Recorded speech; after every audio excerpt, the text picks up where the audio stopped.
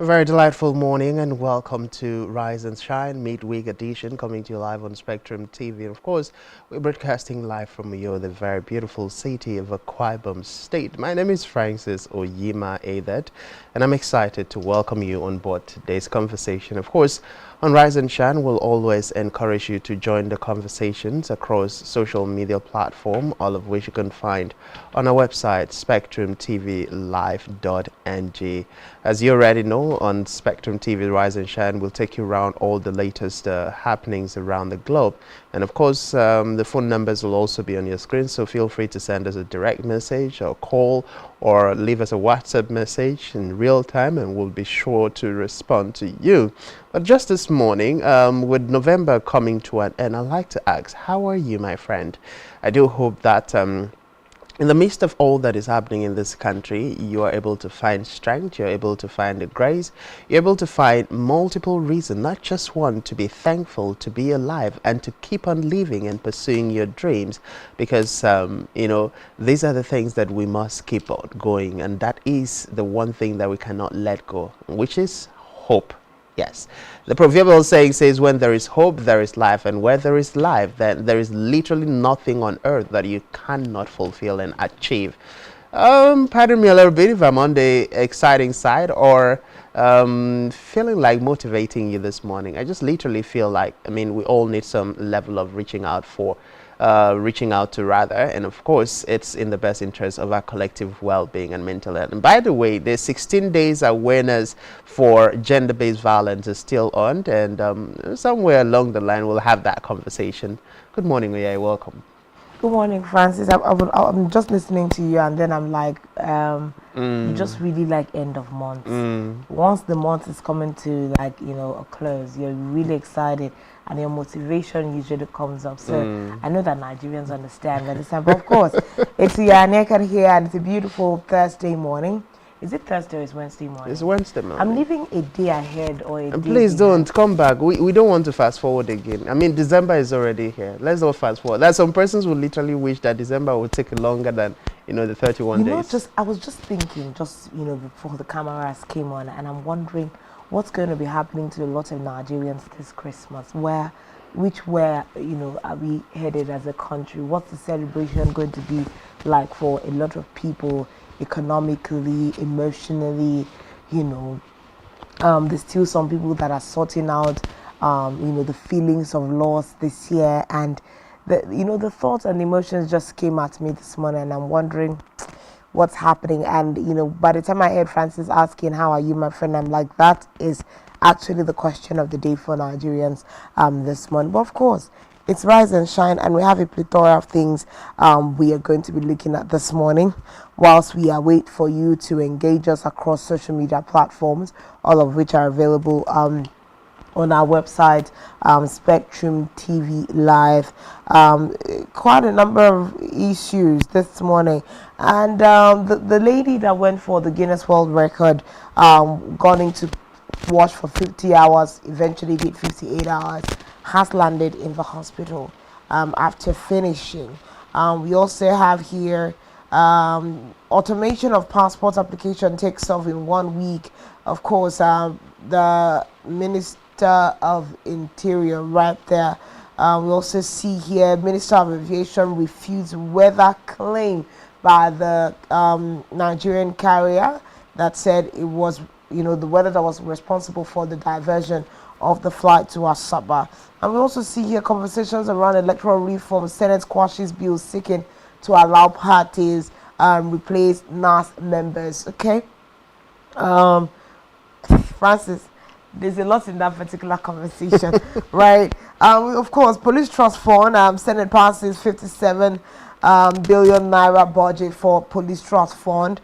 We also see here on our lineup for this morning, Vice President Kashim Shettima says moves will revive manufacturing. SASI moves rather will revive manufacturing sector. Okay, we're still looking at the fact that President Tinubu seeks House of Representative approval to borrow $8.6 billion, about 100 million euros.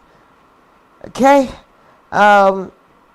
Judiciary versus the electorate, sacking of politicians and impact on Nigeria's democracy, a call for electoral reforms. Some of the conversations we'll be having as our focus this morning. That's a rundown of basically everything that we have for you. I know you've already seen one or two issues that you would love to lend your voice to. Please take advantage of our phone lines that will be displayed on the screen, and also the social media handles. We are live on our Twitter handle, and we can take responses real time. It's also very easy for you to reach us via WhatsApp through our phone lines displayed on the screen. Quite a number of issues here, but that's where we're going to head straight to our flash news.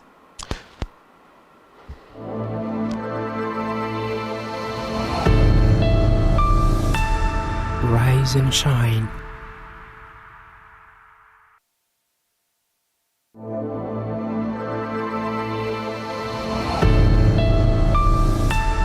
Rise and shine.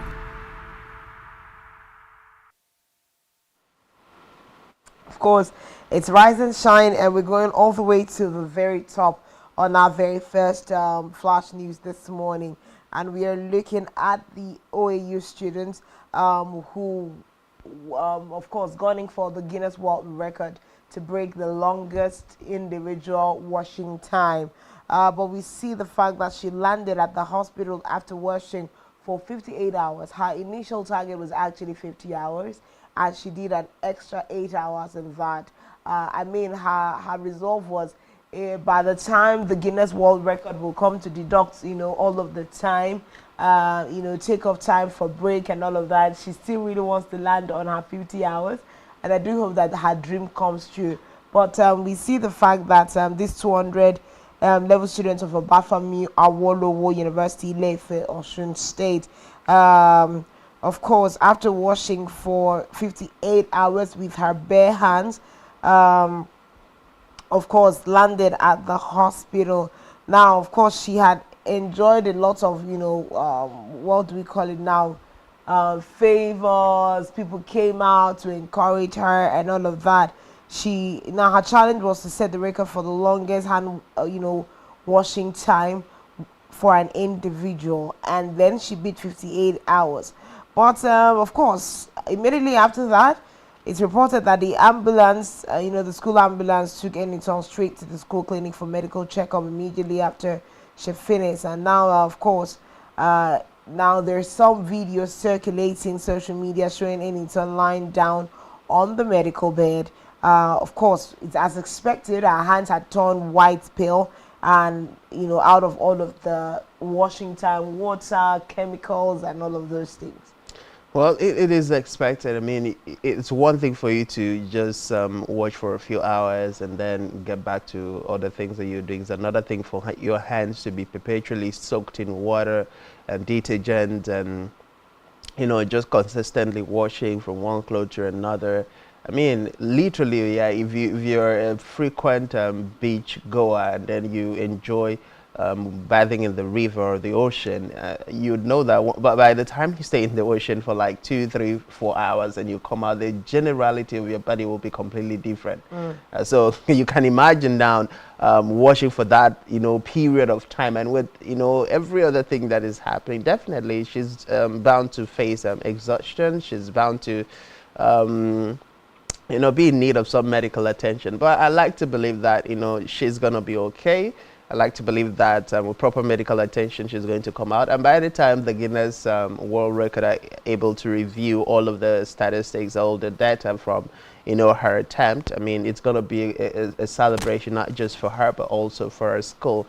One thing we can't take away from all of these movies that for every, milestone achievement, there's literally a price that you have to pay. And for her, this is the price that she is paying. But of course, it's a good price. Well, it's a good price. It's something she wanted to do. This is when she was prepping her mind, for this particular attempt that she went on. We'll just give it sound bites, and then we'll just wrap up with that particular story. Good evening, people. First of all, I'm sure you can see I'm very much okay. I'm very much okay.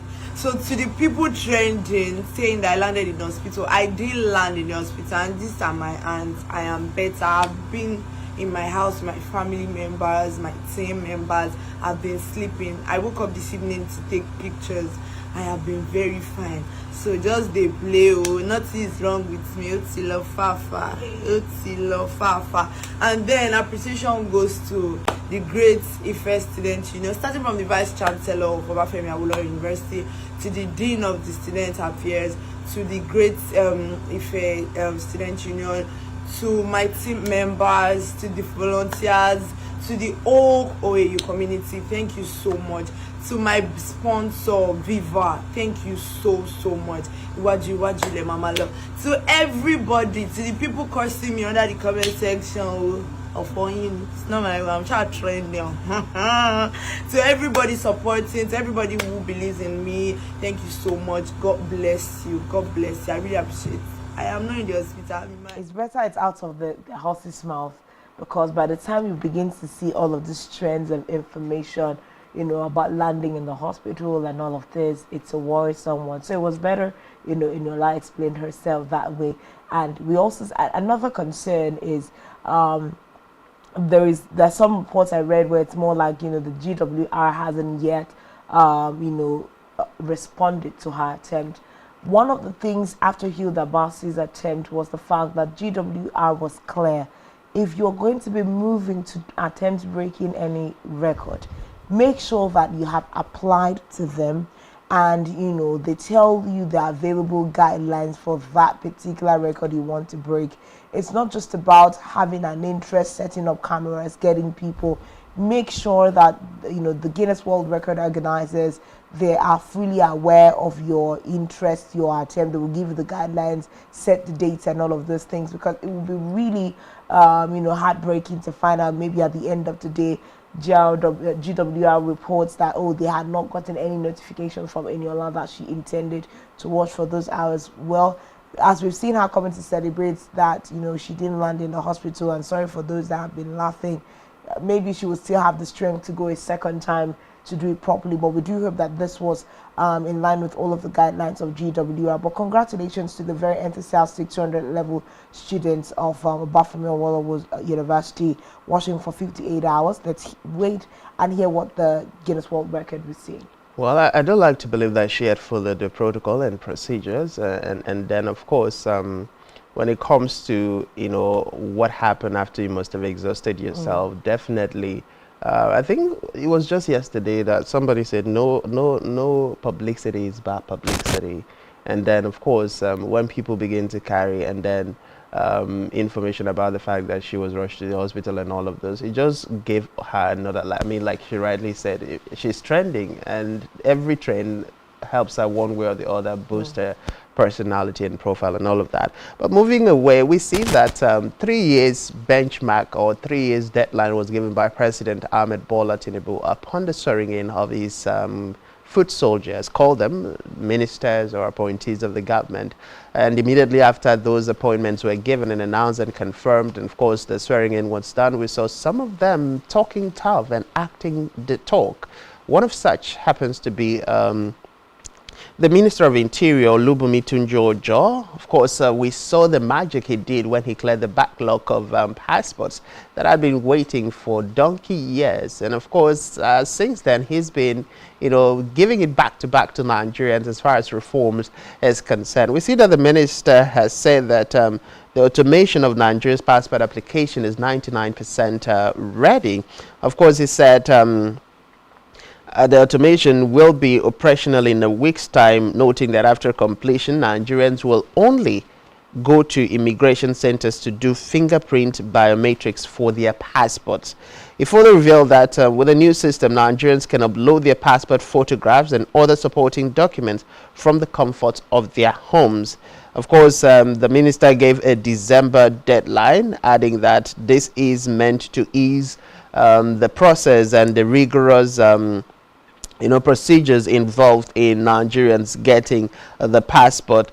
Of course, this is something that Nigerians had long been waiting for. Literally just having to, apply for your national passport from the comforts of your house and only go for maybe the biometrics. But the conversation we are, Nigerians are also saying maybe we can get to a point where you can just simply scan your biometrics and on your phone and then send it alongside, and it goes to register.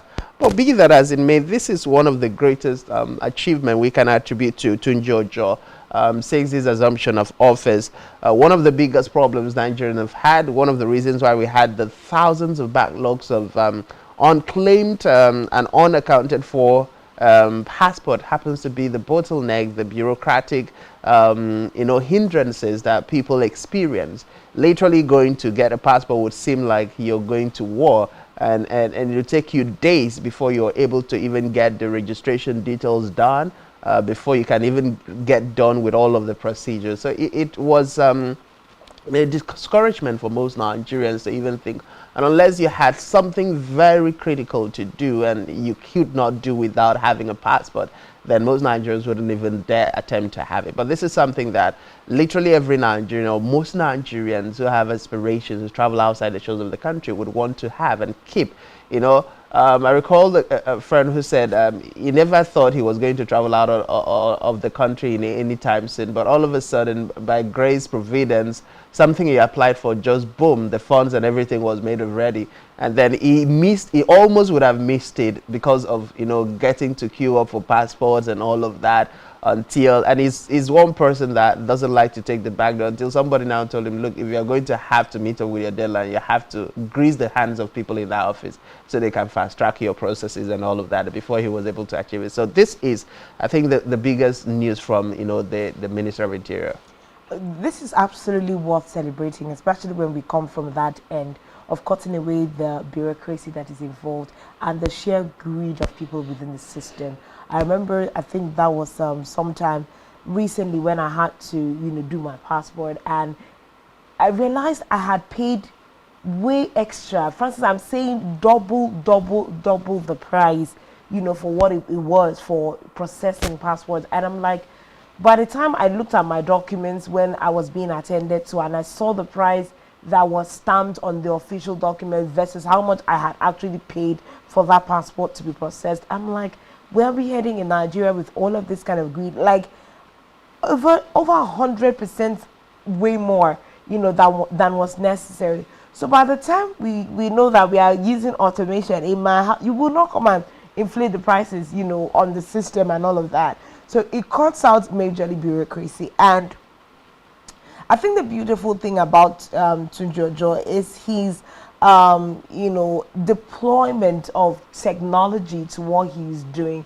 I know he's also the minister in charge of digital, what's the word now, it's skipping me, but I know he's in the digital space also, and also interior. So he's really interpreting his role. It's more like this is the one good job that President Bola Ahmed Tinubu has done for someone who he put in charge of a parastatal, a ministry. At the end of the day, we are going to be achieving a lot more within this industry, with Bumi Tunjojo sitting there. Now, he has said one thing he intends to do is to make sure that when you turn around and think of Nigeria, you think of the green passport. It's going to be something that you're going to be proud about. One thing he has said is that, and I really love that statement, leaving the country is not, what did he say? It's not a favor, it's your right. Like, it's something you literally should just be able to do. And so having your own green passport as a Nigerian should not be as difficult as getting a visa for another person's country. So it's beautiful to see that he's taking away all of those bottlenecks. And I think another thing that is really commendable is the timeliness of delivery. Now, once Bumi says he's going to deliver on a particular task in 2 weeks, if he's going to add a day, it's going to be like, maybe an extra week or something. But if he says it's December, he makes sure that everyone puts their hands on deck. You can imagine what that entire agency looks like now. Everyone is, up and running. Things that would literally, I remember still in that period, we're talking about some people using about 3 months to process. I think I'd used about 3 months to process mine. You use 3 months to process your documents. But in a couple of hours, maybe in a few days, your passports are ready. Now, we're also talking about the fact that you might have to go to the agency from, some other kind of biodata and all of that. just like some final lap, things capturing and maybe all of those things. Eventually, like you said, we're going to proceed, but also hands on deck. There could be some form of interview that they're going to be able to do for you that is necessary to be done at the office. But you know that all the other things taken away, people are just coming, doing this and going out. And before nobody will now stand, on the corridor and put hand in the pocket, madam, I can do it for you faster. You cannot do it for us faster. Minister of Interior Olubunmi Tunjojo has taken care of that, and I think that this is something that we must appreciate. The minister for, because this is what we always say. When someone is getting the job done, appreciate them. When they're doing the bad job, we call them out. The likes of Bumi Tunjojo are really getting the work done. A few crop of people within the agency, within this new crop of people in the President Bola Ahmed Tinubu ministerial cabinet, they're really, really delivering. So we see that the Minister of Interior has said automation of passport application will be taken off in a week. Of course, everything that we need for that to fly is 99% completed, as the minister has reported. Now, of course, this automated application will become operational in a week's time, and Nigerians will only go to immigration centers to do fingerprint biometrics for their passport. Now, this new system will upload your passport, photographs, and other supporting documents from the comfort of your home. That's a big one, a real big step. Nigeria moving, towards taking advantage of technology and, just moving up basically. I know that some of the projections for Nigeria in tech is that Nigeria can actually become the hub of technology in Africa and even in the world in the next couple of years, because we have a lot of, technologically vast and zest people. And we like to see that, a part of government is taking advantage of technology. This, from my heart, is really a matter of thank you to the minister at this time. Well, it's a matter deserving thanks. We also see that the minister has said that passport front offices are scheduled to open in some major cities across the United Kingdom, including Manchester, Birmingham, and Cardiff, alongside that is in Wales, in 3 months' time. Of course, is also promised that the speed of doing business, the speed of getting your passport across outside the countries is also going to be the same space in Nigeria. Recall that we had conversations also sometime back when it felt like Nigerians getting to get their passports who want to travel down to the country would also ask a lot of questions like, why am I being punished because I want to go back to my country, I want to travel back to my country, and all of those conversations. So being able to solve all of these critical challenges when it comes to getting the nation's passport will definitely increase the number of people who visit home, increase the number of people from across the world who want to travel down and visit the country, Nigerians, of course. It will might also further increase the jackpot drain, where you see a lot of Nigerians also wanting to travel.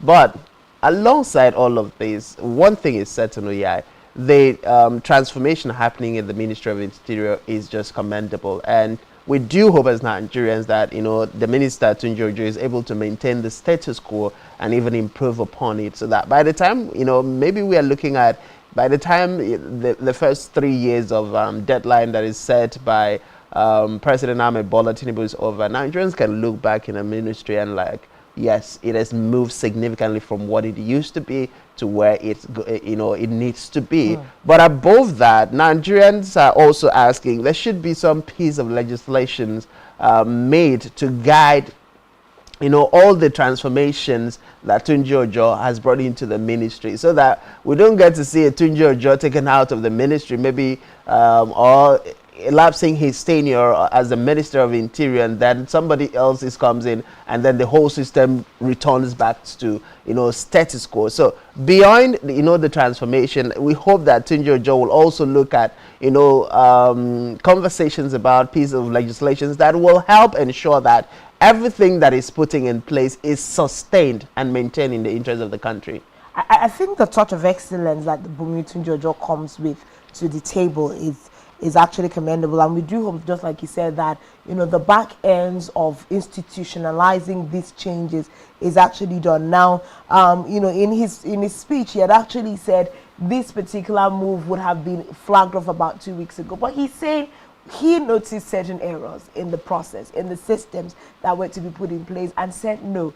Instead of just saying, oh, that whole thing of it's the Nigerian thing, the Nigerian way, let's just sweep it under the carpet and move ahead with it. He says,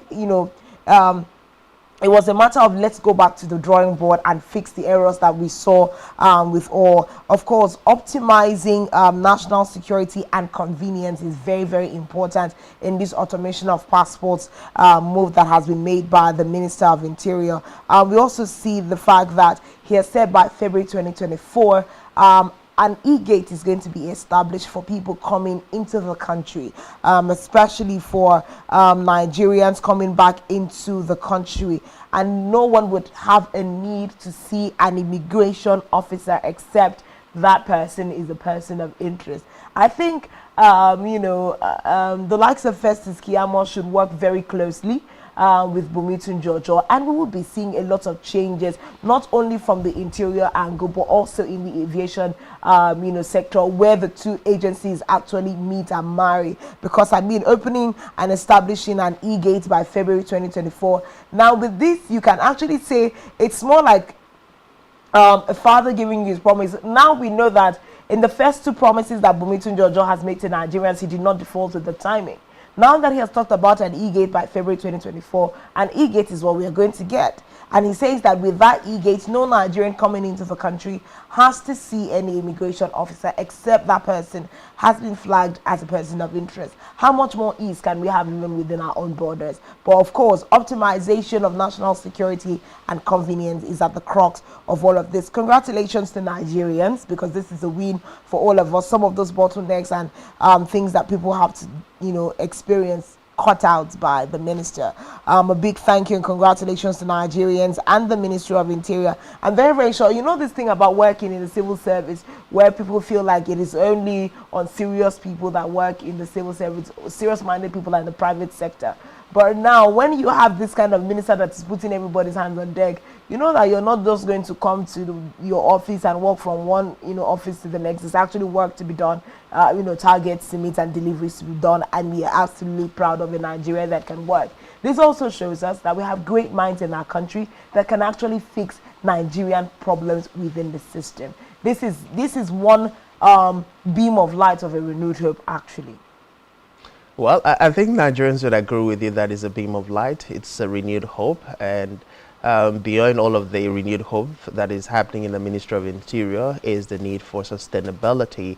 And of course, if we're able to sustain that, and like you rightly posted, and have some level of collaboration, deep level of collaboration rather, between the Ministry of Interior, which of course will also span to that of aviation, having the likes of Festus Keyamo and other relevant ministries and government agencies working together to further boost, ensuring that everything works smoothly to be in our interest. And don't forget, there's also been conversations about, the fact that there is multiplicity of passport. You're talking about national identity number, you're talking about this one, you're talking about NIN. Okay, so those are things that, all of these government agencies needs to come together, and then Nigerians should be able to have just one means of identification, that once you key that number into the system, every information about that person comes up. Not today, this is even also one of the reasons where people have multiple identities.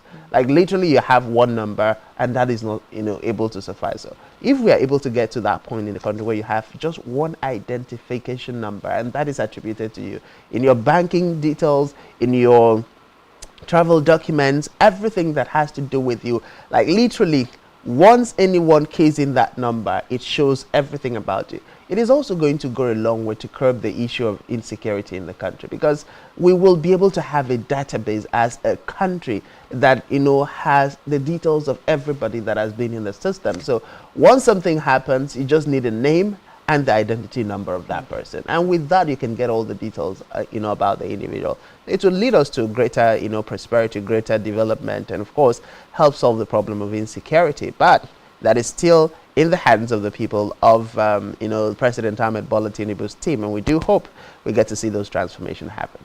Well, still talking about aviation-related matters. We remember that over the weekend there was an issue of a flight that was leaving for Abuja but landed in Asaba, Delta State. Of course, some explanation was given. An initial claim that it was due to some weather issue. But then, of course, that was the claim of the airline. But we see that in an unexpected twist, Festus Keyamo, who is the Minister of Aviation and Aerospace, has refuted the claims by United Nigeria Airlines that the sudden diversion of their Lagos-Abuja flight to Asaba on Sunday was due to adverse weather conditions. Now, of course, the Minister of Aviation had called in for a quick meeting to be able to review what exactly is happening and also look at security and safety measures within the sector because of the recent spate of mere, accidental experiences. But of course, he disclosed during the meeting that he held that the pilot, a foreign national under a wet lease agreement, was actually heading to Asaba from the outset, contradicting the airline's initial explanation. So there is information that was not tallying with all of this that was sent out because, like we know, Francis, the aviation sector is quite a detailed sector. It's either you are this or you are that, or you're really going to waste lives mid-air. So it must have been a mix-up of information on the ground before people even took up. But we see that Kiyamo's statements came to light after this report about the confusion and apprehension amongst passengers due to unexpected diversion. Now, of course, this is adding to the growth in the amplified concerns about safety in the aviation sector. Of course, he said there were no weather disturbances in Abuja during the time of the flight. He cleanly refuted the airline's claim. Now, of course, this is a call for accountability and action by the Nigerian Civil Aviation Authority to Nigerians and everyone in the country at this time. Well, it's a call for concern when you see airlines or people who are operating business that definitely has to do with the lives of Nigerians and the lives of people visiting Nigeria, resident in Nigeria, playing games or trying to play politics or trying to explain things away when they can just take responsibility. If it was an error, if it was a mistake, just take responsibility for it. Face the sanction given by the relevant regulatory authorities or agencies, and then of course commit to making the life changes or the policy changes in your organization that will not allow that to happen. Nigerians would say Festus Keyamo needs to do a lot more. We need to get to the root and bottom of this. We need to know exactly what transpired during that incident, and of course be able to put our fingers down and ensure that it doesn't become a repeated occurrence or incident in the country. That is the best way to go, and that will to a large extent teach not just this particular airline but also other airlines operating in the country. I mean, you can't begin to explain weather conditions when there was no weather condition happening, and then of course you're not operating in isolation. If other airlines, took off from Abuja and landed in their respective destination, why should it be just one airline that is having the weather condition? Did you take a different detour that, and then all of a sudden your own weather became different from the rest of, the weather conditions experienced by other pilots? But when things happen, it just literally exposes the inadequacies, the inconsistencies. It exposes the loopholes in the system. And we do hope as Nigerians that Festus Keyamo and his ministry and his team of workers will be able to find those loopholes and be able to fill them, and address those challenges before it gets out of hand. Another issue that has been raised with regards to this is the unfamiliarity of foreign pilots on the terrain, because I mean it's like the pilot, as put out by the minister, the pilot who was in charge of that particular flight is a foreign national, and the concerns are, do these people really know the terrain of which they're flying? But I think that is basic. It's like basic paperwork. You are taking off from Lagos. this is your route, you're heading to Abuja. They know these things. So I don't think it's not. It's about reading the map and Yes, following the because guide. I don't think it's a matter of I am leaving Uyo, I'm leaving Uyo for Lagos, and I got on the road, And I don't know the I road. saw, the junction that leads to Port Harcourt and the one that leads to Aba. Instead of taking the one that leads to Port Harcourt for me to head to Lagos, I took the one, heading to Aba that would take me to Abuja. It's a different issue. I know that we have those kinds of routes in the air, but it's pretty much, your path is mapped out. You're working with your compass. You're working with your compass, and you're communicating with the people at the watchtower. It's worrisome when we begin to have this kind of conversations, because at the risk of making it look like you're interacting with uneducated people who don't know how systems work around certain sectors. It's really, really, and this is something that airline must really come out and apologize to Nigerians for.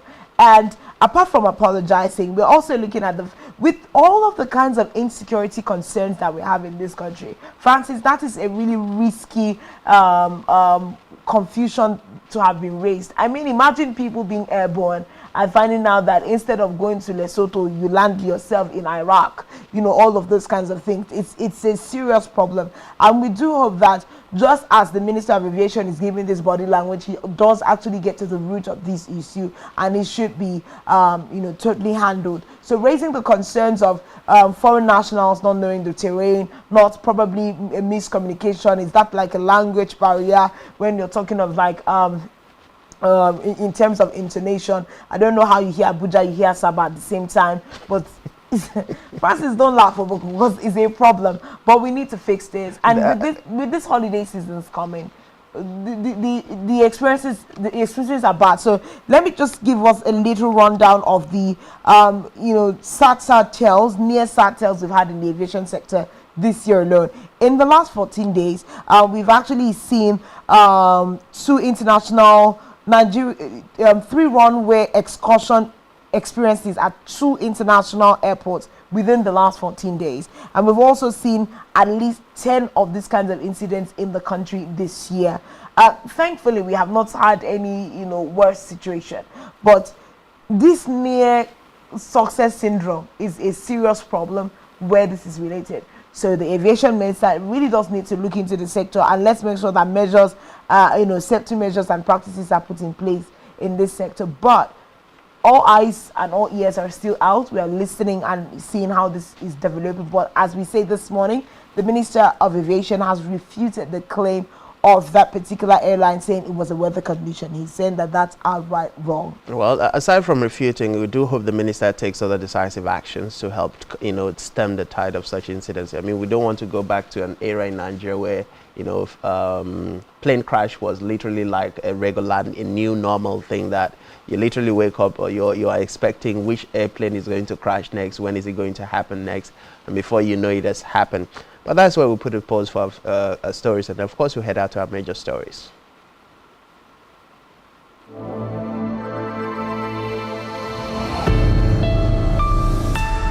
Rise and shine.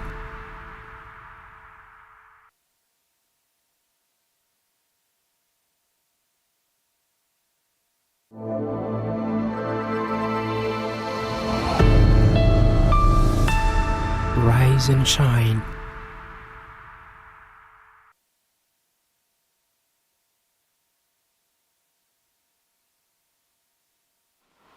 Of course, in our major news stories this morning, we see that the Senate has quashed a bill for an act to amend the Electoral Act 2022, seeking to allow political parties nominate and replace validly elected candidates in the event of resignation, death, or vacancy of seats of serving members of the National Assembly and state assemblies, and of course for connected matters.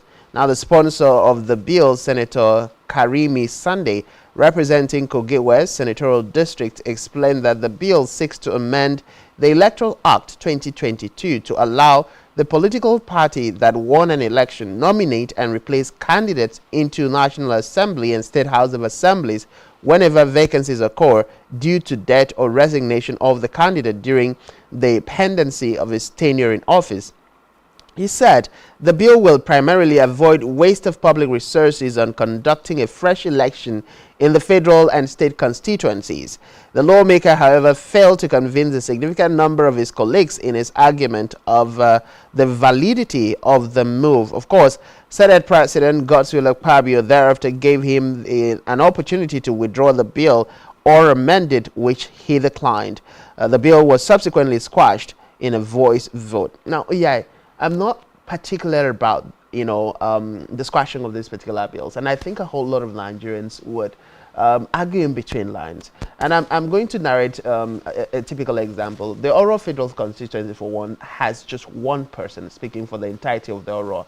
And as at last year, one of the conversations that happened was the fact that the representative of the Oro Federal Constituency had died, while, his tenure was yet to elapse. And until the end of that administration, until the end of the Ninth Senate, we did not have a representative speaking for the Oro people. Several protests were made to the INEC office. There was no by-election. There was literally no representation of the Oro people. So if you look into some of the things happening, and then of course some of the argument that has been put into by Sunday, the lawmaker, you will see that there is some level of sense in it. There's wisdom in it.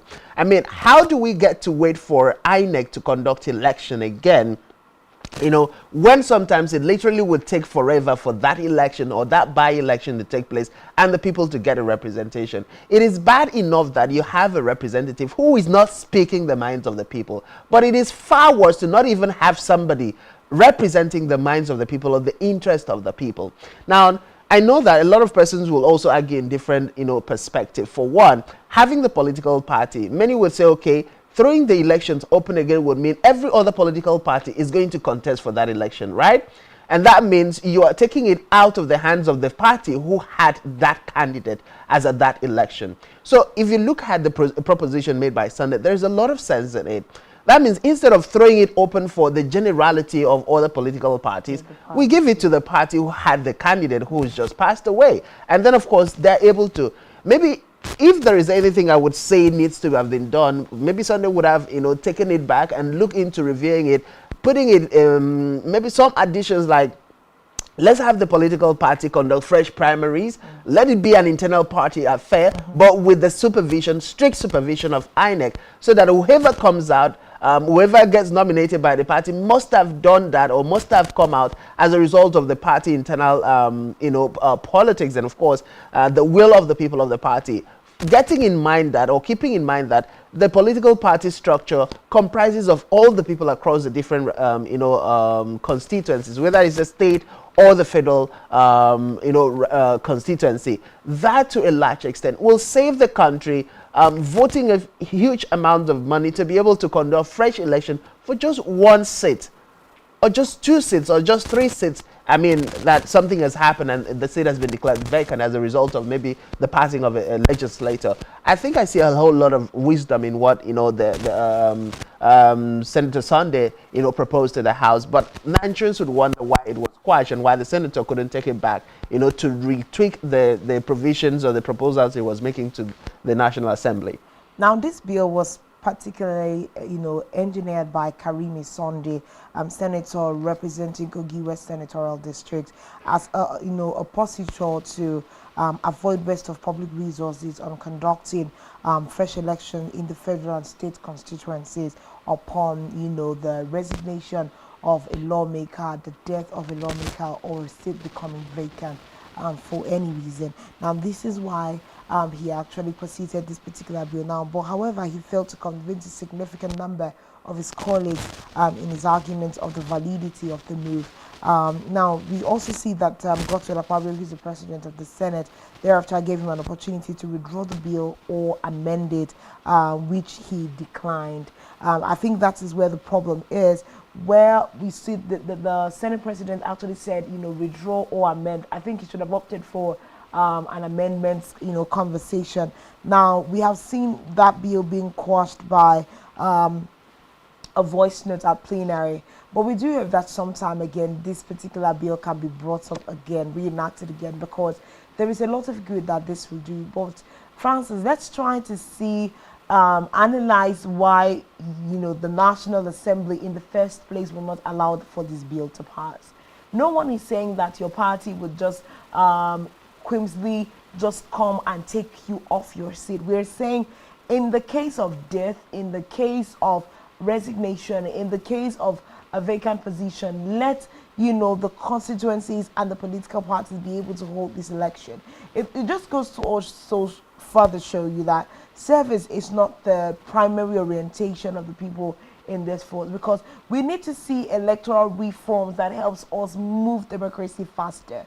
Like you said, now all of the democratic dividend that should have come to the people of the oral nation passed them by in all of the several years that they did not have anyone sitting and speaking on their behalf. Let us see how much developments did not come into that, you know, that climb as a result of having a vacancy. And why can political parties also argue this? Now, why we are saying that there is an opportunity for these kind of bill to be reenacted, now that it has come to the purview of the public and the political parties can gain this information, they can also take it. Civil society organizations can also make this kind of bill to be retendered. Now, let us look at how Karimi Sunday actually put it together, and let's see what the loopholes were, and collectively try to amend that bill and present it back to the House, because it's going to help. Like, we can't wait for a stretch time of off-season election to get representation. Representation is very, very important for every constituency at the national and state assemblies, so that everyone is getting, you know, due diligence and what is due them, you know, from allocations and all of that. This was an excellent bill that has been quashed, and we do hope that somehow it resurfaces. And Karimi Sunday should have been bold to the end, we must say. Should have followed this through. But let's see how this ends. For me, first of all, just coming up on this particular, you know, article, this particular news, I was concerned about the greed of the lawmakers in the country. Well, for me, yeah, just looking at it, it's not just about, I think what Sunday did is not just about replacement. It's all about also looking at cutting expenses for the country. I mean, we know the huge amount of money that gets budgeted for by, you know, off-season election. And that's one of the reasons INEC will even give you as to why they have not conducted the election in the first place. So cutting that cost and taking that burden of expenses of the federal government is a step taking in the right direction, is a right thought, is forward thinking for most Nigerians. And I think a lot of Nigerians would agree with that. But also, there is also absolute need for us to look into the other loopholes. I mean, literally, it would be catastrophic for you to say, okay, a political party can just wake up and change a National Assembly members, maybe for whatever reason. Maybe you can see, I think maybe part of the reasons the National Assembly members would be afraid of, maybe you don't, you know, you're crossing over from your political party to another political party, and then of course, yeah, so it's going to cost you not moving over. Those are things that should be in place, because that's a point I was also thinking about, the fact that it would check to make sure that we have the best men on the job, because it also means that if we elected someone who goes to the National Assembly or the State Assembly and doesn't represent, you know how we have a particular senator in this climb who they said until the day, from the day he entered the National Assembly and left, he did not push any bill, he will not do anything.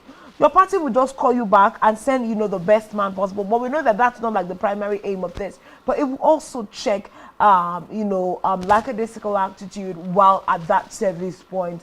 So I feel like squashing this particular bill is a loss to democracy at this time. It should be reviewed sometime. Cutting costs, making sure that representation goes round, making sure that dividend of democracy goes round is very, very important and should not be toyed with. It's definitely very important. We do hope Sunday will find the grace and strength to, you know, take back, and then of course be able to engage other stakeholders in the industry that will help, you know, fine-tune the bill. And then, of course, that is something that will work in the interest of Nigeria. But just before we wrap up on a major story, we see that the Senate has granted the request by President Ahmed Bola Tinubu to hold a joint session for the presentation of the 2024 budget.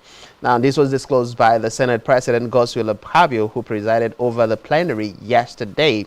Of course, this is coming a day after the National Assembly, through its Secretary of Research and Information, Dr. Ali Bade Umoru, announced that the President will address the Parliament on Wednesday, November 29, that is today. Of course, Tinubu 3 weeks ago had forwarded both chambers of the National Assembly the 2024 2026 medium-term expenditure framework and fiscal strategy paper, where the sum of 26.1 trillion naira was proposed as the total expenditure profile for the 2024 fiscal year. Now, of course, through its Committee on Finance, the Senate approved the MTF after 2 weeks of interactive sessions with heads of ministries, departments, and agencies, and revenue and expenditure projections made for them. Of course, just yesterday we were talking about the benchmark for crude oil, the benchmark for the policy direction and projection for 2024. As far as the dollar and naira disparity is concerned, it was initially set at 700 to a dollar. It was later increased to 750 naira to a dollar, and all of those. I think at this point, Nigerians would want to wait and see how the session is going to play out, and how President Ahmed Bola Tinubu will present the budget to the joint session. Of course, what the arguments and conversations would be before the passage of the budget in time before the commencement of 2024. But this is where we'll put a pause on our conversations and head out to the news brief decks, where Mary Joseph is standing by. After that, we'll return to Rise and Shine, and a lot more we have packaged and planned for you. Just stay with us.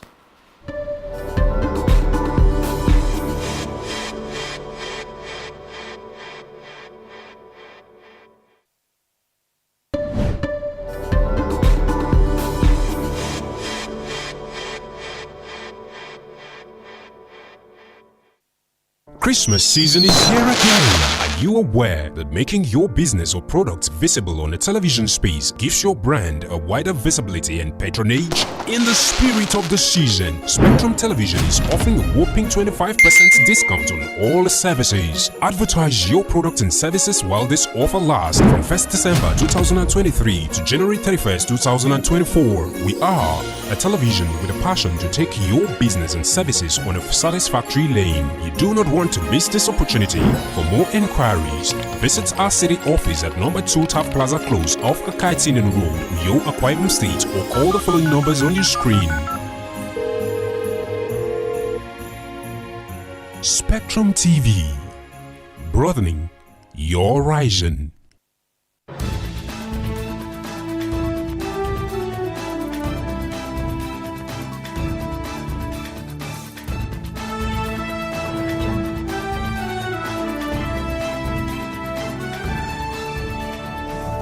Spectrum TV, broadening your horizon.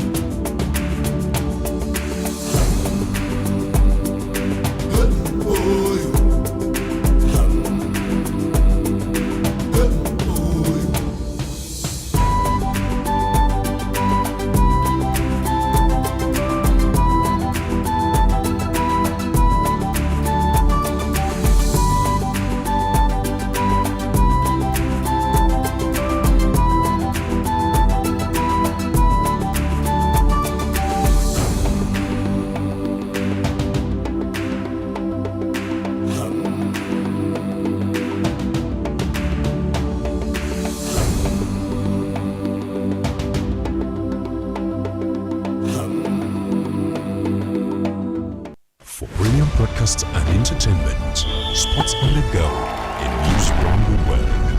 Watch Spectrum TV on StarTimes DTH channel 421 and Fritz Air frequency 12733. Visit our website spectrumtvlive.ng. Spectrum TV, broadening your horizon.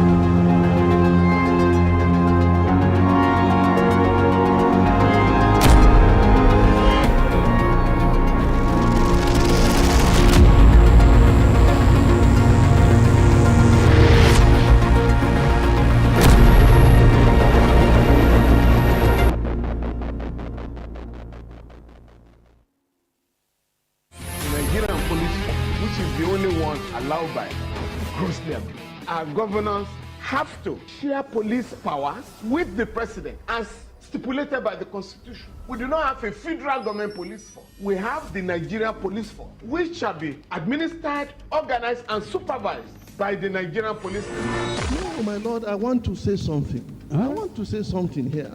Perhaps it might also enlarge the scope of people who should be invited here for examination. My lord, if we cannot find those who literally murdered Abiola, who are those people who could be said to be the beneficiaries of the death of Abiola? Rogers has linked you with some of the killings he did. He never did.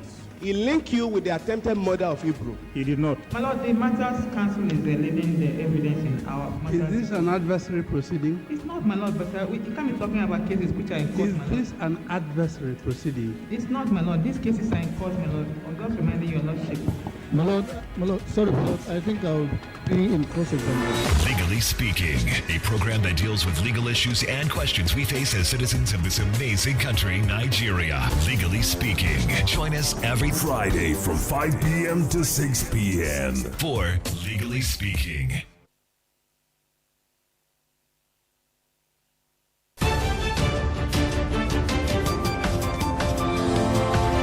Every day marks a day of significance. That in view of the apology tendered by this former minister who had earlier been cleared by this August Assembly, as we face critical issues, developments and events which shape our social and political landscape here in Nigeria and beyond.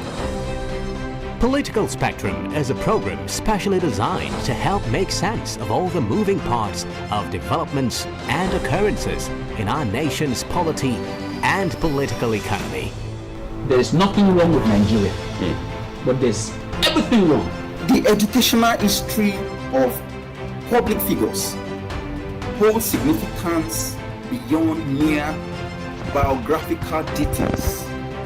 From executive, legislative and judicial developments at national and subnational levels to international diplomacy and relations.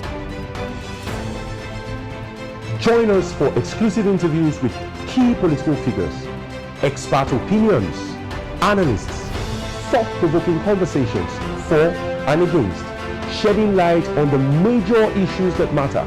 We will always keep you updated on the most factual, smartest and unbiased reportage. Stay tuned to Political Spectrum. Political Spectrum. All sides matter at the round table. Political Spectrum. Exclusive to Spectrum Television.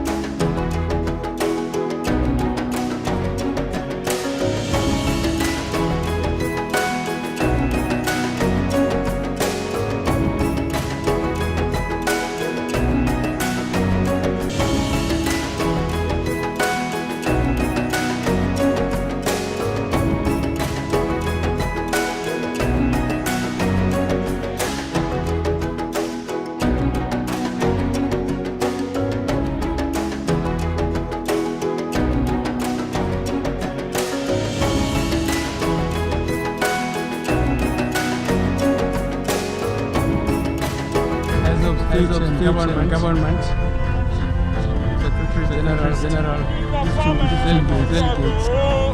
His Excellency Lagos Nigeria today as we want to recover for the lapses in Plateau County.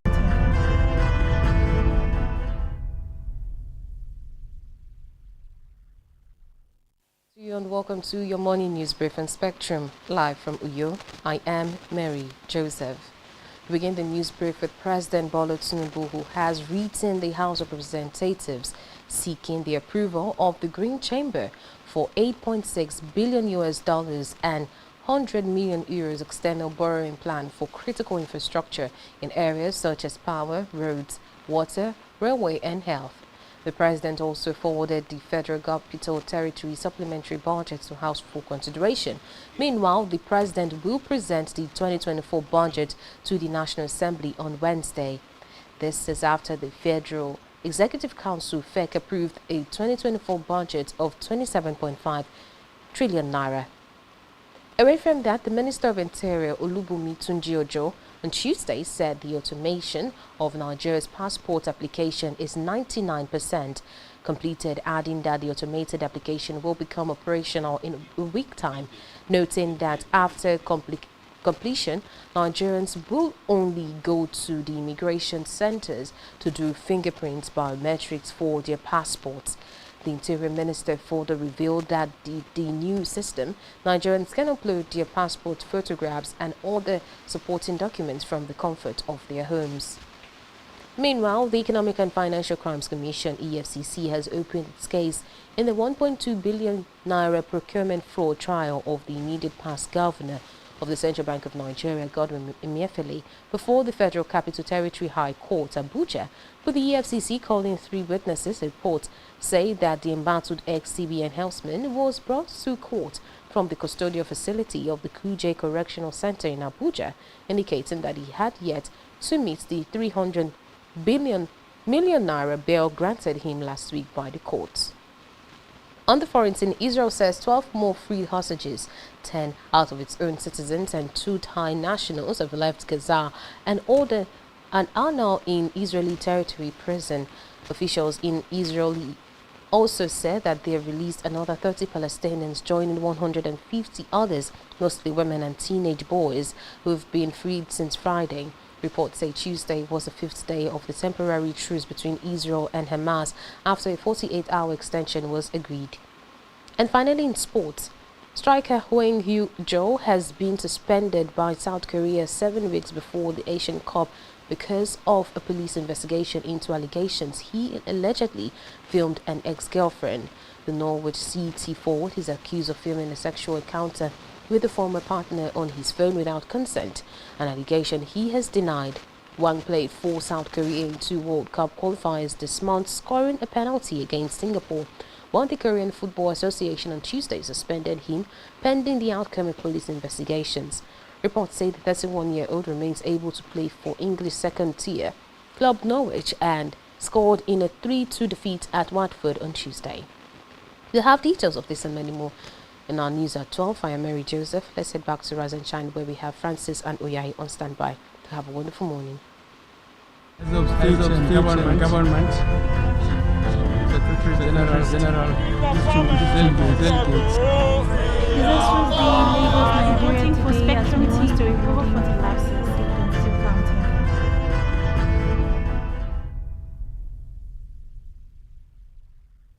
For brilliant broadcasts and entertainment, sports on the go, and news around the world, watch Spectrum TV on StarTimes DTH channel 421 and free-to-air frequency 12733. Visit our website SpectrumTVLive.ng. Spectrum TV, broadening your horizon.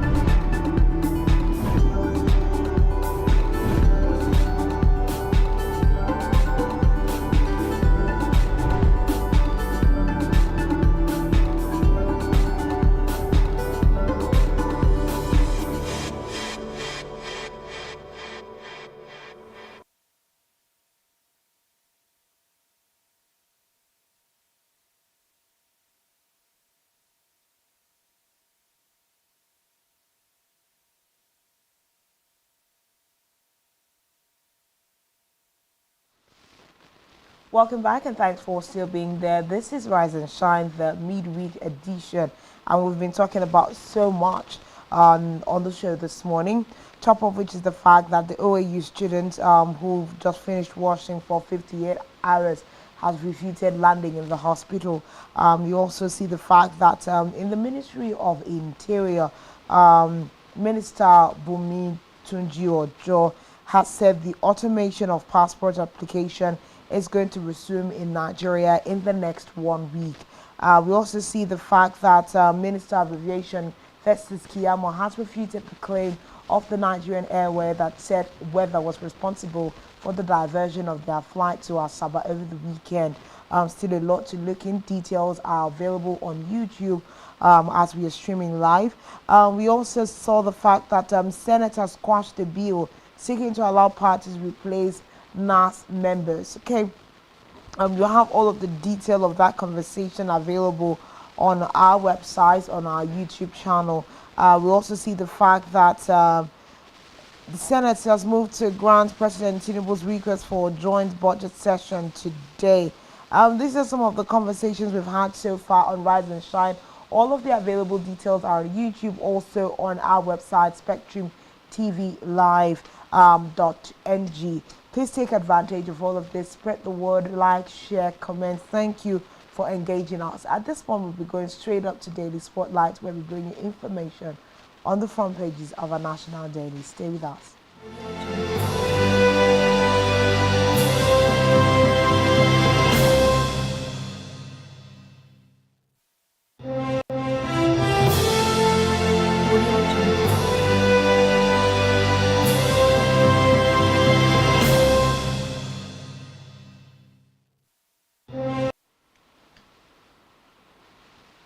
Of course, on Daily Spotlight, we're starting off with the very first paper this morning, and that would be the front page of the Punch newspaper.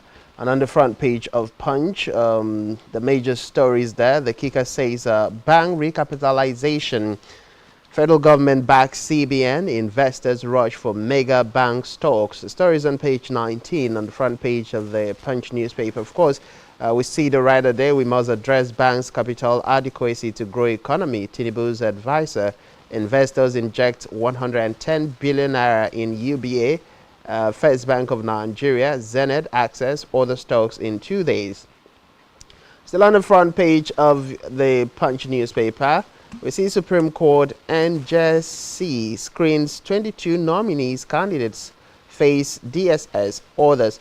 Justice Kekere Ekun heads screening panel. Tinubu may get list on Friday. The story is on page 2. Still on the front page of the Punch newspaper, Emefiele fails to perfect bail. EFCC opens 1.2 billion naira trial. Page 26 has a story.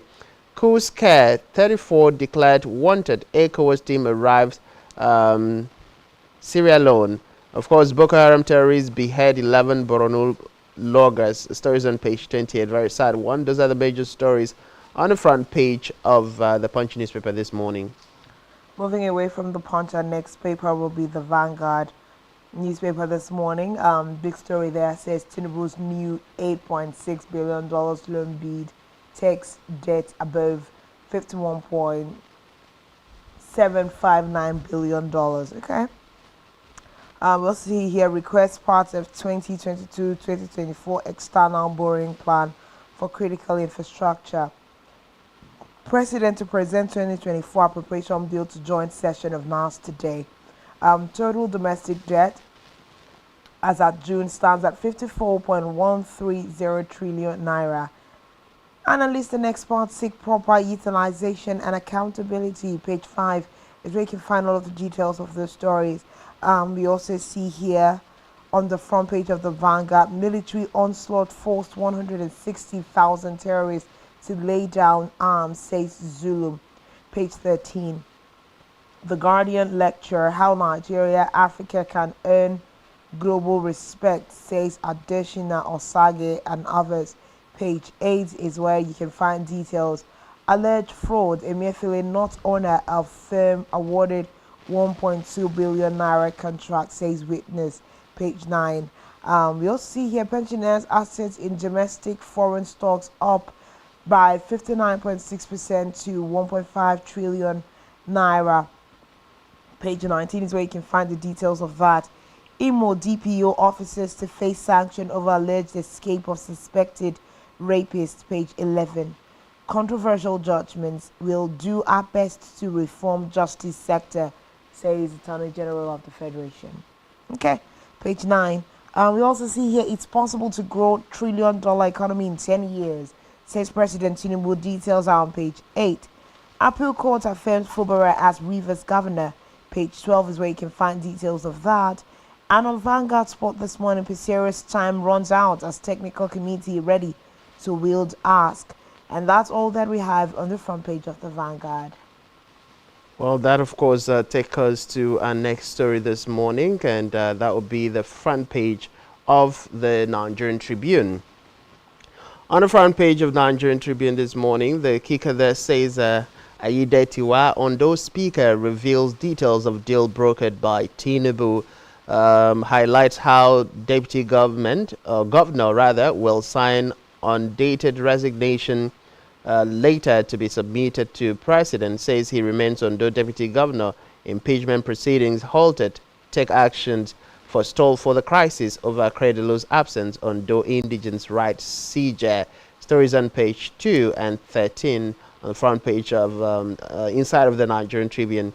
We'll also see Tinubu seeks National Assembly approval for $8.6 billion US, 100 million euros for 2022-2024 borrowing plan. The stories on page 2, 4, and 8 inside the Nigerian Tribune.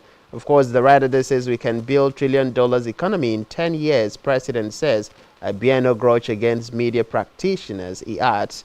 Of course, still on the front page of the Nigerian Tribune, Niger Republic, Northern senators ask ECOWAS to lift sanctions, urge Tinubu to restore electricity supply, tax military junta to roll out transition plan, release Bazoum. Stories on page 13. Still on the front page of the Nigerian Tribune, we see Senate passes 57 billion naira police trust fund budget. Stories on page 2. Before we take leave of the front page of the Nigerian Tribune this morning, we see Ekiti government sues Chief Dami's pastor demands demands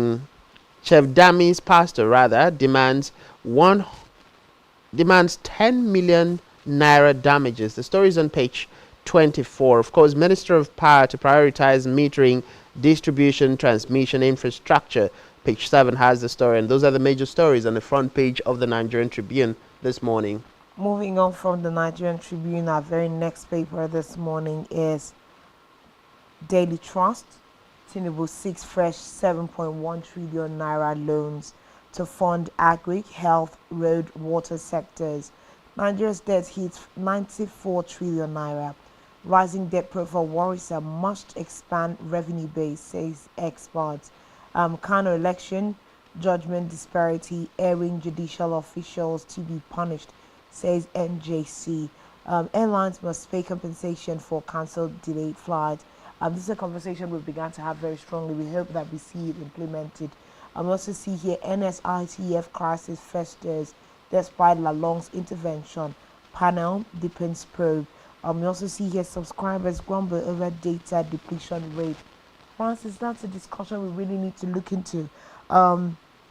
Data and airtime seems not to be working as they ought to. And that's something the federal government should also look into. Leadership crisis works poultry assembly has called sacked speaker and deputy. Page 11. Electoral reform. Jega advocates prescription of cross-carpeting. INEC unbundling. Page 11 also. 11 traders die in Kebbi Road accident. And that's all we have on the front page of Daily Trust.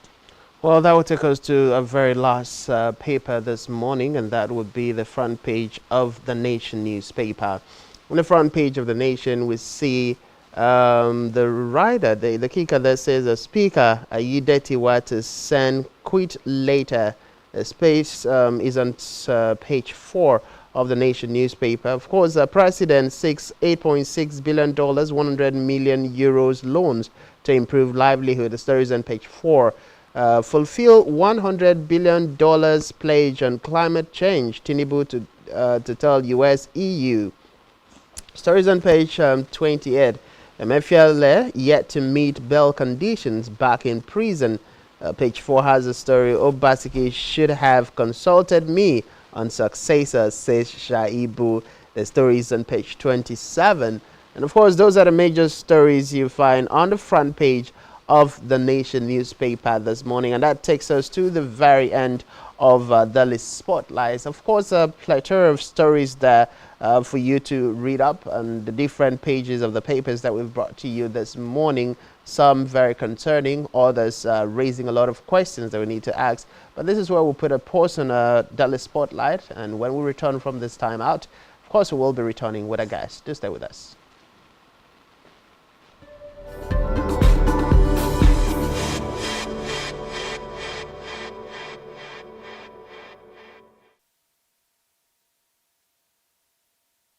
Christmas season is here again. Are you aware that making your business or products visible on a television space gives your brand a wider visibility and patronage? In the spirit of the season, Spectrum Television is offering a whopping 25% discount on all services. Advertise your products and services while this offer lasts from 1st December 2023 to January 31st, 2024. We are a television with a passion to take your business and services on a satisfactory lane. You do not want to miss this opportunity.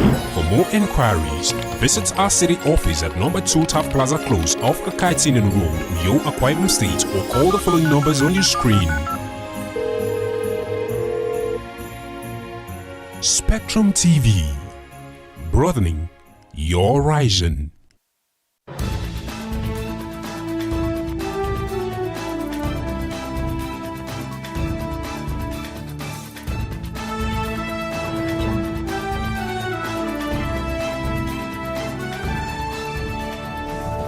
Spectrum TV, broadening your horizon. For premium broadcasts and entertainment, sports on the go, and news around the world, watch Spectrum TV on StarTimes DTH channel 421 and free-to-air frequency 12733. Visit our website spectrumtvlive.ng. Spectrum TV, broadening your horizon.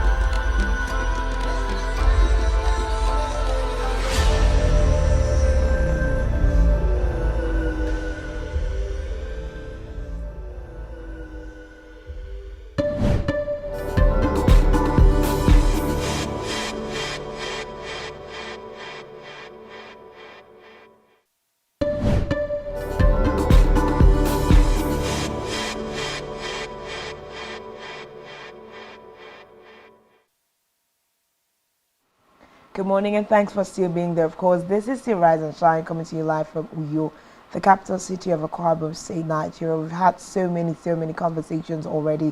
To catch up on all that, you need to follow us across all social media platforms, all of which you can find on our website, SpectrumTV.live.ng. Please engage and let's hear your thoughts on some of these issues. Serious conversations this morning, but you know how we love to do it on Rise and Shine. We've been joined by our guest this morning in the person of Barrister Clifford Thomas, who is the Secretary NBA Uyo Human Rights Committee and also the coordinator Akwa Ibom Human Rights Committee.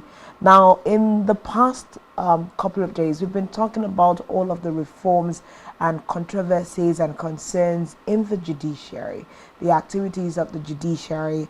What now is the role of the judiciary in Nigeria's democracy? Are they now the strongest authority in electing political office holders?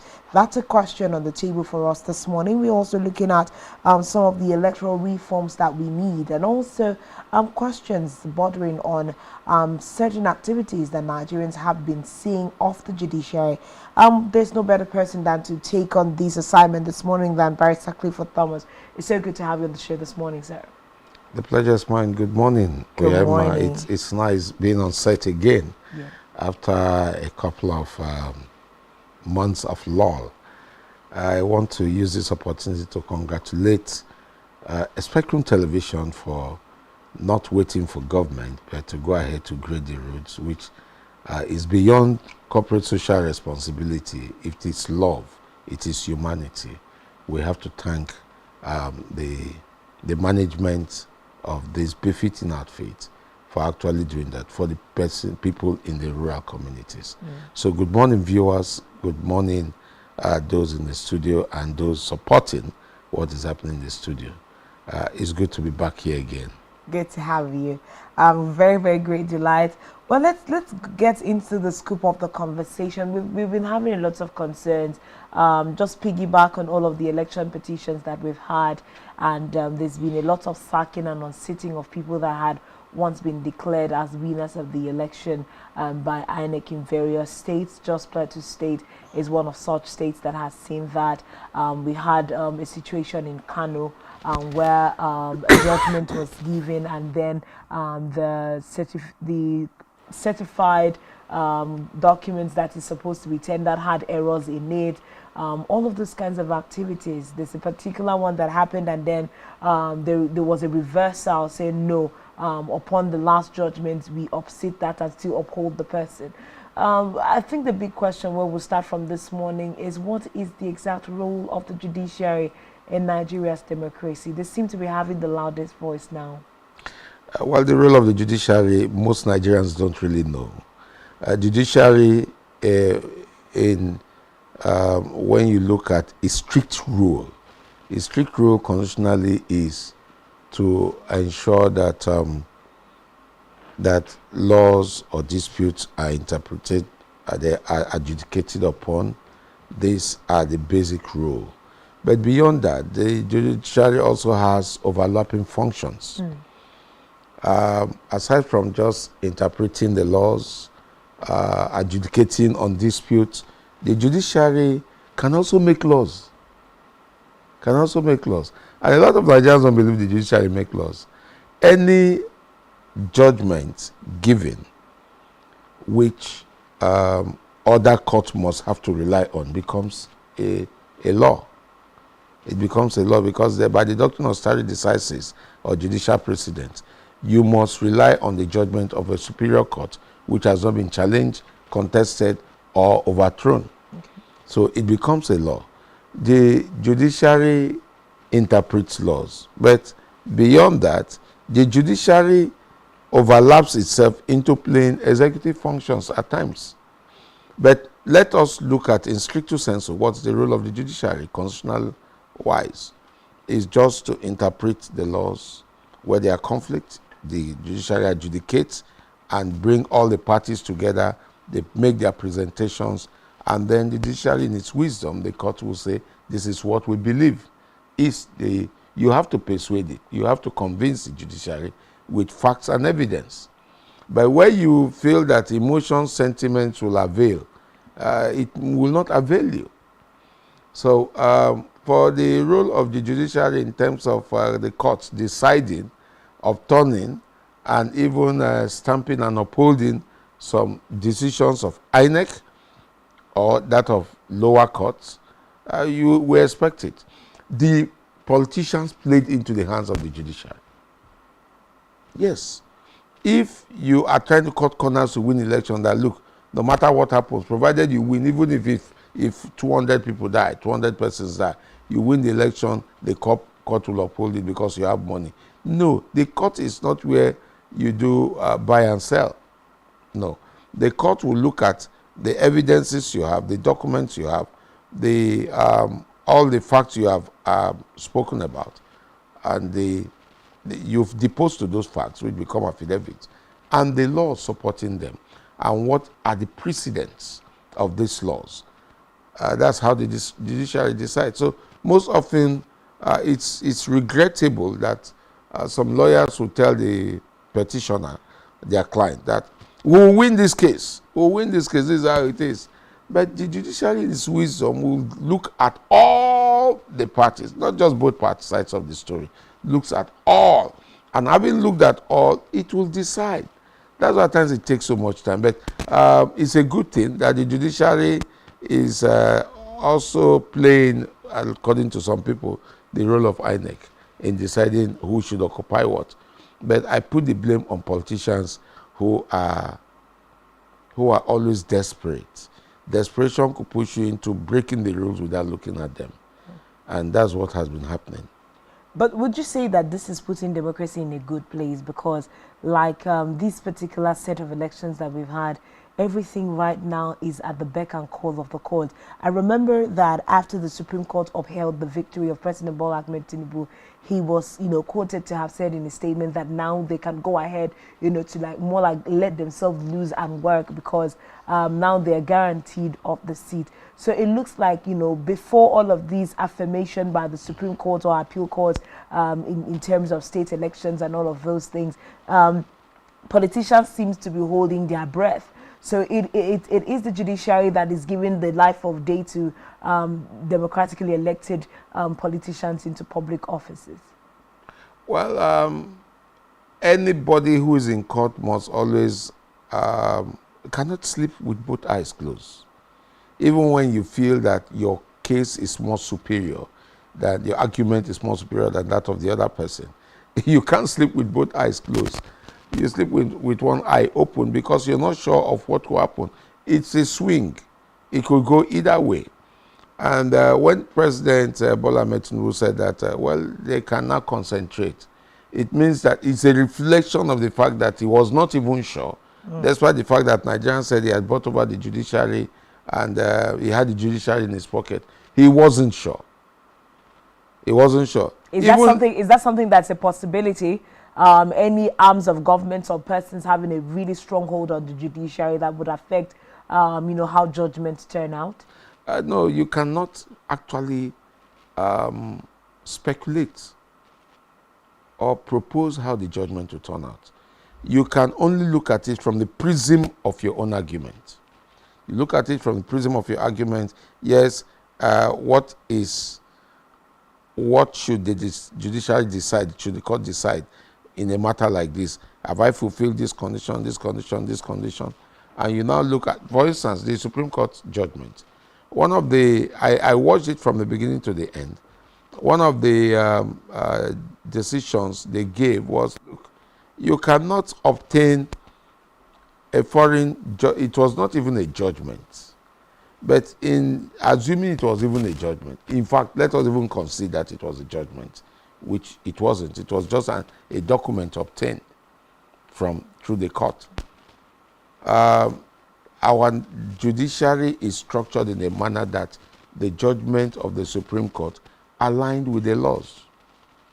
So he said, once you obtain a foreign judgment, you must take it to the embassy to be stamped before you present it to your local court here, before you can have the integrity of validity. You must take it to the embassy to be stamped. And it was not taken to the embassy. So on technical grounds, they explored that loophole. And some people have condemned that judgment. But when you look at the judgment, you notice that if there is no restructuring in Nigeria for us to have a new constitution, you cannot have a decent judiciary that aligns with global best practice. We are practicing what we have to the best of our ability based on the law. So there is no politician that can go to sleep and say, my matter is in court. I am sure I have 20 SANs who are doing my matter. One person who came out from law school yesterday, just this year or last year, could upstage that decision, could bring up superior arguments that the court will say, yes, we uphold this, we believe in this.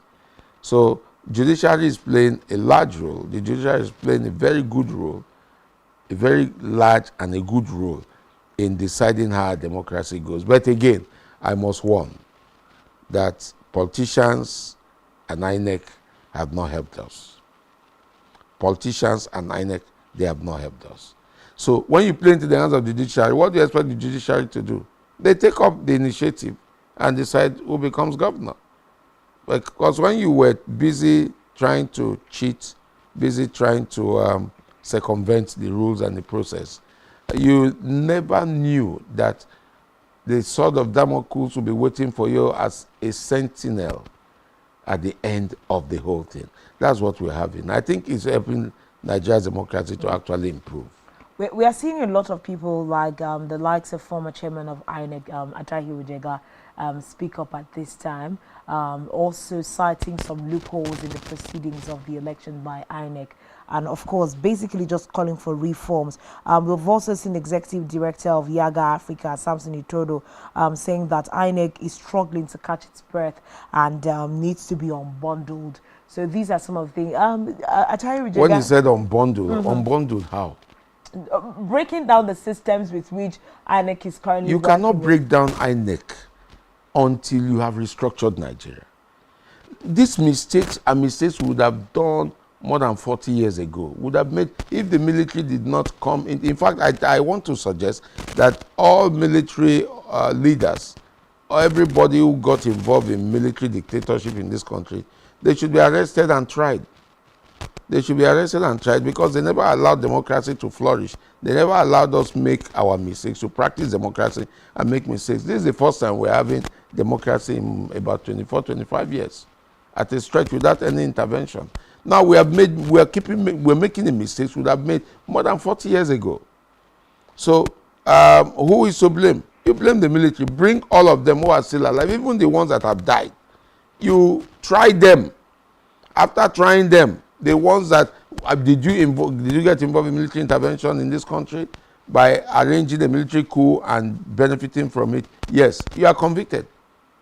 Convict them, whether they are dead or alive. Convict them. How would that benefit the overall progress that we should make? Oh, it will serve as an incentive as a disincentive for people, military boys, to come into government. You remember that, in fact, you will be shocked to realize that some persons are calling for military intervention when we're saying that the best military government cannot equate with the worst civil government. In civil administration, in fact, we have not started practicing democracy. We are testing with civil administration right now. We're testing with civil administration. And what civil administration is better than the best military intervention? In military intervention, once the military come into place, they sack the government. They sack the government and put the government off. They sack the constitution. They suspend the constitution, but still pick part of the constitution to operate. If we have what is called a diarchy, a combination of civilian and military administration, we will be able to practice and say, okay, fine, this is a new form of democracy. No, the system of administration, we have not actually mastered anyone. The one we claim or pretend to be working with, we are not even doing it wholeheartedly. But that merger of having the military and the civil rule together seems to be something that is a slight suggestion on the plane of Africa right now. Do you think it's something that could work very well for Africa? Olusegun Obasanjo recently said that this borrowed Western democracy is not working for us as a continent. But he was a beneficiary. Obasanjo was a beneficiary of military intervention, which was criminal in nature. He was also a beneficiary of a system of government he is now denouncing. And he even tried to get a third term on that same system of government. With due respect to the elder statesman, he's an hypocrite. He's an hypocrite. In fact, he should be standing military criminal trial for having taken over government, having taken over the reins of government and supporting coups in this country. Everybody involved with coup, directly and remotely, should be tried because they put us where we are. Let us make our mistakes and correct those mistakes. I think we're correcting those mistakes now. Okay, quite a number of things we really love to talk to you about. The CJN has decried the lack of personnel in the judiciary. He's going to have 28 senior advocates of Nigeria, justices filling those seats and vacant positions at the Supreme Court. Now, we were looking at the, in this recent 58-man committee, they want 28 justices for the Supreme Court, and he's saying that there is a lack of personnel. Now, that is something we have really heard in the health sector. When we now hear also that in the judiciary, it looks like we are looking for hands to take up vacant justice positions. See, the destruction of the system in Nigeria led to a lot of brain drain. A lot of persons left this country, the jackpot, and because the Nigerian system really wouldn't encourage meritocracy, we actually celebrated more of mediocrity. You notice that most of the persons in government are mediocres. They are never do-wells. They are persons who actually subverted the system. But the real ones who are genuine, who have certificates from known schools, who even have classmates, course-mates, or schoolmates, they don't really need those kind of persons. I think in Nigeria, if you don't have a baggage and don't have a baggage of bad things, they may not appoint you. So for those who come with credibility and clean records, they may not want to appoint them. So talking of personnel, we have a dearth of personnel because the system does not encourage meritocracy. So those guys, so I was speaking with somebody yesterday and he said that a South African informed the whole world that the best set of neurosurgeons in the whole world are Nigerians. The best set of fighter pilots, they are Nigerians. And a lot of this, or that the best hands are Nigerians. So why can't they stay in Nigeria? Because the system does not permit them. So we have a dearth of personnel because of this. Okay. That's a serious problem. Let's take on to one last thing that we can address this morning. The issue of the oil and gas sector in Nigeria. We have been expecting that the Dangote refinery would be up by now and producing for us in the country, but we have seen that the sector has not even been able to feed that refinery with enough crude oil. Is the refinery working? No, in your own mind that you are very sincere and honest to Nigeria, is that refinery working? It's not. That refinery was a front to I'm trying to restrict myself. I want to be civil because I would have used the word fraudulently obtain dollars in billions from the CBN to market. They collect monies instead of doing what you're supposed to do. You begin to trade on the money and make more than twice that amount because it pays you. You now pay a certain percentage to whoever was at the head of CBN to actually release that money. So what we had was economic fraud. That refinery, I don't have any information, credible information, that refinery is working. So the refinery, I claim that they will need 600,000 barrels of crude to fire it. And Dangote came out to say he needs a license to import crude. I think Nigeria is a terrible joke. It's a terrible mess right now. Initially, they had said, NNPC is that refinery working? It's not working. So you really don't think NNPC does not have the right. NNPC, as is considered now, it's an illegal entity which cannot give authority for importation of crude, that cannot give authority for importation of even finished products, because the work of PPMC, the work of Petroleum Pricing Monitoring Commission or Committee or Company, has been taken over by the conversion of NNPC to NNPC Limited. NNPC Limited is just like any other active participant or actor in the oil and gas sector right now. So they shouldn't assume who are they? They have filling stations, they have outlets. Who are they fixing the price for? NNPC, because in fact the GMD of NNPC should be arraigned, should be arrested, should be investigated, arrested, and tried.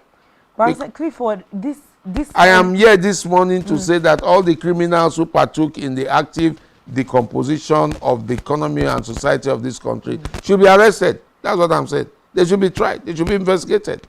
Early on this week, we had the president appoint Melikari as GCEO of the NNPC. He knows why I appointed him. I think he's doing his bidding.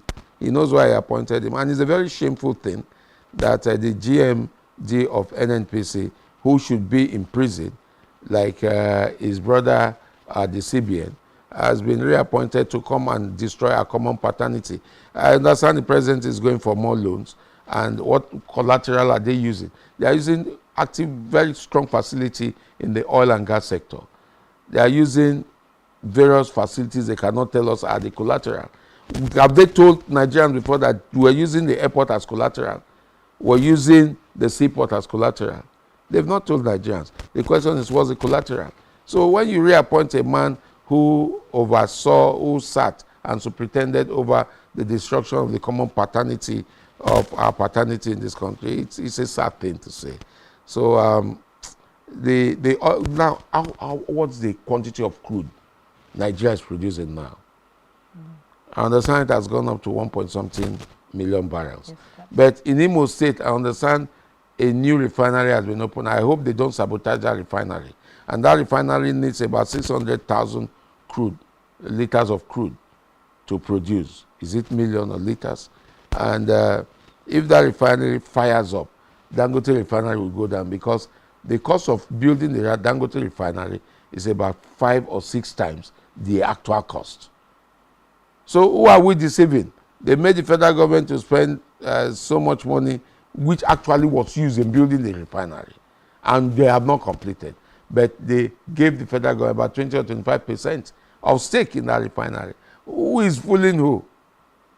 Big questions that we're still asking in terms of the oil and gas sector in Nigeria. We've been speaking with Barrister Clifford Thomas, who is the coordinator of Akwa Ibom Human Rights Community, I beg your pardon. And also he is this morning, he spoke to us in the capacity of the secretary of the Human Rights NBA Human Rights. Yes, NBA Human Rights Akwa Ibom. It's been such a good time having this conversation. The pleasure is mine. Yes, and thank you. I wish we have enough time to educate Nigerians on what is happening, because Nigerians must keep asking questions after being educated, and then those questions should go to the right sources so for them to answer, and answer very well. Thank you so much for your time. Of course, Barrister Clifford always raises and puts the light on the very important issues happening in our nation. But that's the much we can take on the Wednesday edition of Rise and Shine. Until we return to your screens tomorrow to address more issues, do have a blessed day. My name remains Uyai Aniek, and bye-bye for now.